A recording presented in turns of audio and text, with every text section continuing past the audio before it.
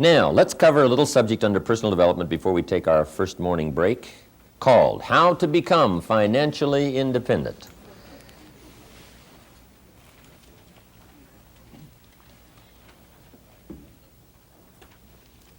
Exciting subject.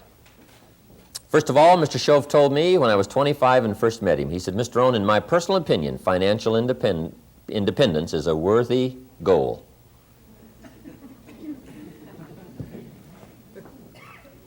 Now, he really said that for a reason, because a lot of people are having problems with financial independence simply because they have some moral issues really confused in their minds about the value of money, or the danger of money, or having too much money, or that the true values of life are not wrapped up in money, so money really doesn't matter that much.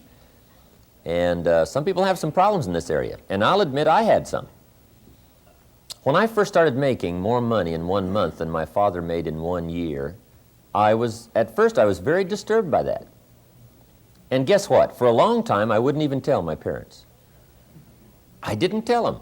I said, what are they going to think? I make more money in 1 month than my father makes in 1 year. How can I tell them? And I was really confused about that. I was really bothered by that for quite a while. I think it was several months. No, because here's when it ended. I finally worked up the courage to tell them how I was doing. I can't remember now just how I put it. I was just trying to figure out some way to put it right, to break the news to them so it, wouldn't be, too great a shock. When I told them what I was doing and what was happening and what was going on, they were just incredibly delighted. They were terribly happy, terribly excited. And I discovered that I'd worried and been bothered all those months for nothing. Because I had this in my mind. How am I going to justify it? How am I going to, work this whole thing out? How are they going to feel? And sure enough, I had just conjured all this stuff up in my mind, and it really was not real. But some people really have some problems on financial independence because they feel that the morality of earning lots of money is a very valid question. Every once in a while, someone after my seminar says, I think you talk too much about money, success. And that's not where the good life is. The good life is not just money and success and making a lot of money and doing well financially. And I understand that. I really do. And I have pondered those subjects all these years.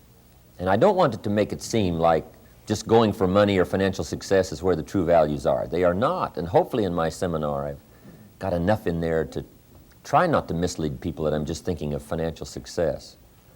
But, so Mr. Shove said to me, in my opinion, financial independence is a worthwhile objective. He said, here's why. He said, Jim, once you get money out of the way, you can't believe the other dimensions of your life you can work on.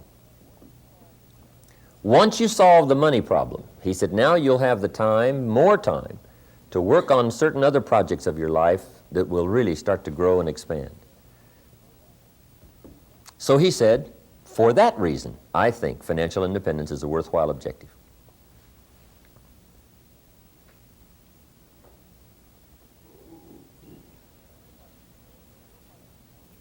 And I know part of it's a moral question.